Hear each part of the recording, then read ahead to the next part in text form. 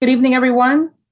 I will now call our July 14th Mayor and City Council special work session to order at 5:30 p.m. Today, we have two items to discuss.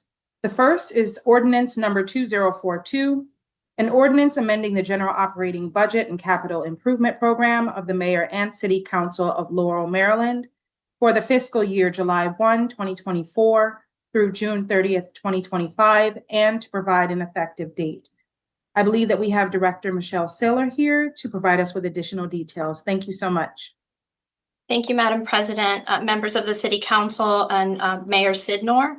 This is our sixth amendment to the FY 2025 budget. And what I'd like to do is go through the numbers first. So starting on page 2 of the ordinance, page 3 of the package, you'll see an addition of $920,000 in federal grants. This is our usage in FY 2025 of the ARPA funds, the American Rescue Plan Act funds. So we received those monies from the federal government in August of 2021 and 2022. And since that time, as we've managed those funds at the end of the fiscal year, we reflect them in the budget of what those funds have been expended using those funds. And I had provided some notes the other day. So in FY 2025, the use of those funds provided resident assistance through an agreement we have with LARS. We provided small business assistance. We used funds for our strategic plan for record digitization. We had a program for HOA playground replacement assistance, Laurel swimming pool, both pools renovations there, storm drain filters, and furniture for the Laurel Multi-Service Center. So like I said, you see the addition of $920,000 for federal grants. And on page 4, you'll see a corresponding addition to Department 659 for ARPA use. Again, moving down page 2, you'll see an addition of $40,000 for police account receipts, as well as a corresponding addition of $40,000 to the police budget. That's department number 301 at the top of page 3. When funds are seized during an arrest, once the case is adjudicated, the city is able to keep those funds and use them for police equipment. So while we use them on a regular basis for vehicle rentals, we also purchased a new canine officer this year, as well as the installation of 2 outdoor canine enclosures at the canine officers' homes, as well as the purchase of body plates for the body armor, vest plates for the body armor. And so that's why we need those additional funds in the police budget. The $5,044 on page 2 has a corresponding addition on the expenditure side in community promotions. So while the 4th of July committee is a city committee, and it had been operated years ago, sort of outside as a city unit, but more so now, since we have a city employee that's the chair of the committee. They do their own fundraising and have their own bank account. However, their expenditures are brought through the operating budget for transparency and full disclosure. So these expenditures were for the sound system, the car show awards, and the crane services for the 2024 event, and then the purchase of a tent for the committee to use at various events. So that's the $5,044 there. So overall, the budget is increasing by $965,044. Moving further down page 2, you'll see a reduction from the mayor's budget of $10,000 but there's a corresponding addition of 10,000 to the election budget. So within the election budget, as you're aware, there is a separate line item for legal counsel. And with the review and the changes to the election laws that you've just reviewed, we needed more funds for the election attorney. So that is the complete offset there from the mayor's budget to the election budget. Further down page 2 to the top of page 3, with all of the facility maintenance budgets from department number 281 through department number 294, you'll see the additions in those budgets, and then wrap up at the top of page 3 with a reduction from Goody House and a reduction from the multi-service center, utilizing funds from those maintenance budgets to provide additional funding to the other budgets for the utility costs between the heat of last summer and the cold of the winter, and the general overall increase to utilities. These budgets require additional funding for the utilities.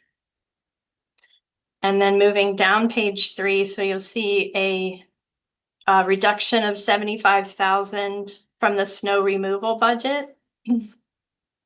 And all the way at the bottom, you'll see a reduction of 25,000 from the employee training. And this is offset by $100,000 addition to miscellaneous financial uses for transfer to the capital improvement program, the 75 for the Van Dusen Road Dam project, and the 25,000 is for an filing system to be added to our archive room here at City Hall.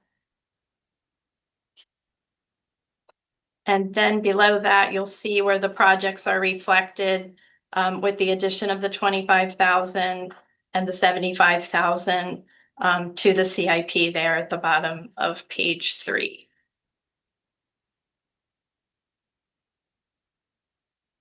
And so the fifth whereas in the ordinance regarding the establishment of an arbitrage reserve, that too was provided in the notes that I sent out on Friday. So in March of 2024, when we finalized with your adoption of ordinance 2023, and we worked with the state program, the LGIF program, local government infrastructure financing, for $8,062,243. But we're currently in a strange market, a strange place with interest rates. So once that transaction was finalized and the state put that $8,062,000 in an account for the city, it begins to earn interest until we draw down those proceeds as we complete the projects that we included in our application for the money. While those proceeds are in that account, they're earning an interest rate higher than the interest rates that we are paying on the debt service. Which is, it's not that common, but here we are. So we've been advised by our partners with the state program to set aside funds that will occur naturally because we also get credit. So when I get an invoice to pay the debt service, when I get an invoice, and we did these in 3, they're considered to be 3 separate loans totaling $8,062,000. So we get 3 separate invoices and the money is earning interest. Well, that interest is actually credited from our debt service. So the debt service that we budgeted for FY25, we won't have used it all because we don't actually have to pay the entire amortization schedule because of that interest that it's earning while it sits there. So those are the funds that we are proposing that we use to start this arbitrage reserve, because in July of 2028, we'll need to make a payment to the IRS if it's determined by our partners at the state that we have actually earned more on these proceeds than the debt service we will end up paying. So we would have a payment every 4 years during the life of these loans. But we will have, like I said, already budgeted the full amount of the debt service based on the amortization schedules. So I'm not requiring that you allocate any more additional money. We're just going to use those unspent debt service to create this reserve so that we can make that payment if necessary to the IRS. And that's all I have, Madam President. Thank you, Director Saylor. Are there any questions or comments from the council?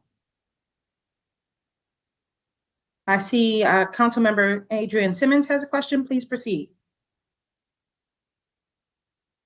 Thank you, Madam President. And thank you, Director Saylor, as well. First of all, thank you for the color-coded version of matching up the groups. That was very helpful to be able to cross-reference the figures for the change. On the last item you just mentioned, as you say, we're in this weird interest rate environment where our borrowing rate is actually less than our ability to earn interest. I know you were explaining that the lending body is actually crediting, if I understood correctly, the lending body is actually crediting the interest we earn. And so we're not actually having to come out of pocket for carrying costs, for the interest costs here in the interim. Is it actually being credited against the principal of the loan, or is it, how is that happening functionally? So in a very simple numbers, it helps folks to follow too. If we're earning $100 in interest, but we only have $75 in interest expense, that other $25, is it driving down our loan balance, or? I will just double check on that. I don't want to give you the wrong information, just that we're not paying the entire the amount that we were given in the amortization schedule. So I'll just double check. Okay. Because we can't, I mean, I would say interest because we're not able to pay down these any earlier than 10 years. 10 years, at the 10-year mark is when we could either refinance or pay off any one of these loans. So yeah. And sort of a related note, and maybe it's something to look into at the same time. It sounded to me like you were describing that we would keep to our normal, if everything was usual, debt repayment schedule, but then we'd reallocate the difference that we didn't need towards this reserve against the federal tax liability. If I'm thinking correctly, it might be the case that the excess of debt service payments over interest earned is actually a different spread. And maybe this is a detail for me to nail down with you a little bit separately. But I think if I'm understanding correctly, our debt service, the differential on the debt service payments will far outstrip the difference in the interest earned. And so I'm curious to go a little deeper. Again, maybe not something to go into detail right now, but I'll circle back with you on the question.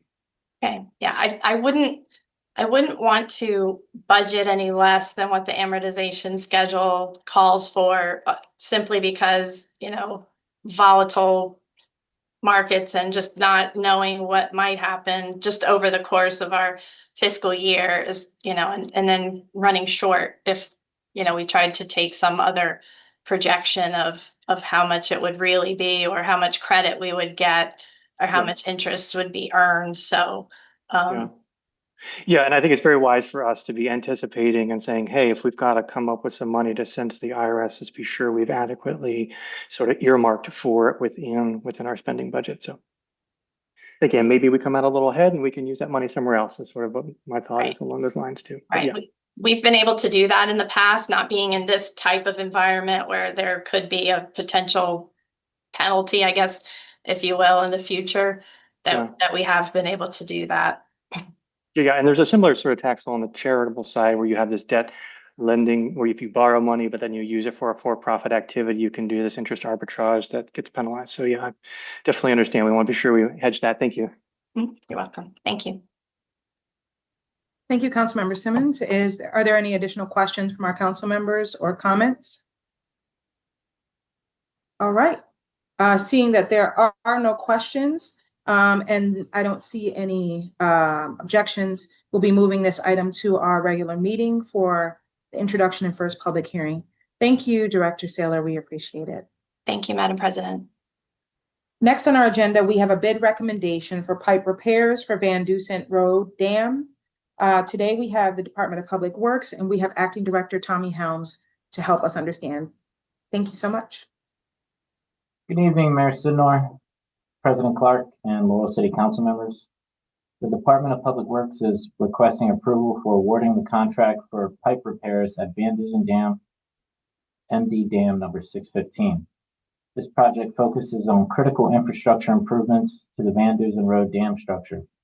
Key initiatives include the rehabilitation of concrete cracks and deterioration in the north and south RCP pipes, that's recycled concrete, brick replacements, and structural repairs to the north and south towers. These structural enhancements, coupled with proposed sediment control and stormwater management solutions, will result in a more robust and efficient dam, representing a significant long-term investment for the city. And to give a little more detail in the history, after nearly 40 years of service, these are the first pipe repairs to be made to the concrete risers and structure. Currently, the concrete is spalling on the tops of the structure from hot and cold temps during the seasons, and the inside of the structure pipes and brick inverts will all be repaired.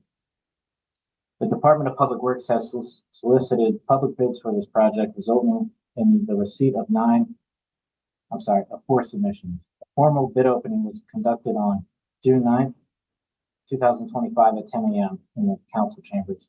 The submitted bids ranked from lowest to highest are as follows. SFMS LLC, $196,613.80. Atlantic Restoration and Waterproofing, $352,720.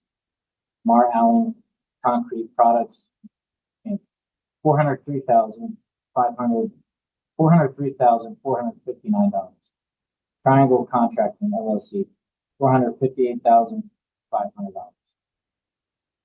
Funding for this project is available through the adopted FY26 Capital Improvement Program, Van Dusen Road, Dam Improvements, and Ordinance Number 2042.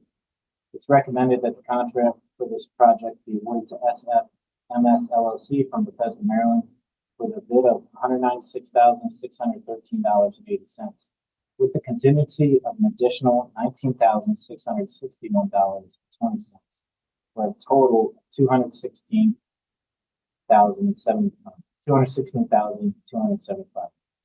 Thank you. Thank you, Mr. Helms. Are there any questions or comments from the council? Councilmember Cole, please proceed. I just wanted to thank Public Works for sending over the follow-up drawings. It was much clearer what we were doing with the pipes going under the street rather than the dam itself. So that was very helpful. Thank you.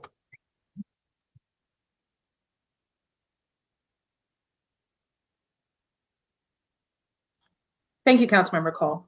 Councilmember Simmons, I also see that you have a question. Please feel free to proceed. Yes, and thank you for the follow-up. One question that I had, and I think it might have got mangled in the translation, is I know we're also doing the Van Dusen Road improvements coming into this next year or so. Have we anticipated there's not going to avoid any rework?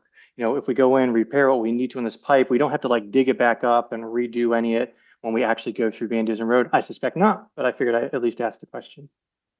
No, so maybe 30 years from now, we'll be doing more repairs, but we're going to go in and make repairs to the inverts and any cracking.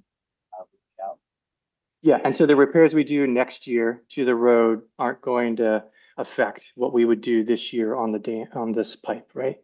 No, sir. Okay, yeah, that's mainly what I want to clear up. Thanks. Thank you, Councilmember Simmons. Are there any additional questions or comments from the council? I don't see any. Mr. Helms, I do have a question just for educational purposes. For the pipe repairs, about how long do they usually last, or when do we anticipate that they may need to be done again? I think it would all vary, but not for quite some time. I think I will probably be retired by the next time they do the pipe repairs, and you guys might not even be on the council anymore. But it's going to be, I'd say, 20 to 30 years until we see anything. But we're still gonna do our inspections on it, so we'll have that going and we'll keep track of everything. Okay, great. Yes, I saw here, representing a significant long-term investment, but just wanted to understand what that looked like. Yeah. So thank you so much for answering that question. I don't see any additional questions or comments from the council. So without any objections, this item will be moved to our July 28th meeting due to the fact that this agenda item requires that the ordinance number 2042 be approved and passed first. All right, so if there are no additional questions or comments, we will log into our next meeting, coming up with a separate link for the regular meeting. And if there's no further business to come before the mayor and city council, I will see you at our next meeting. Thank you.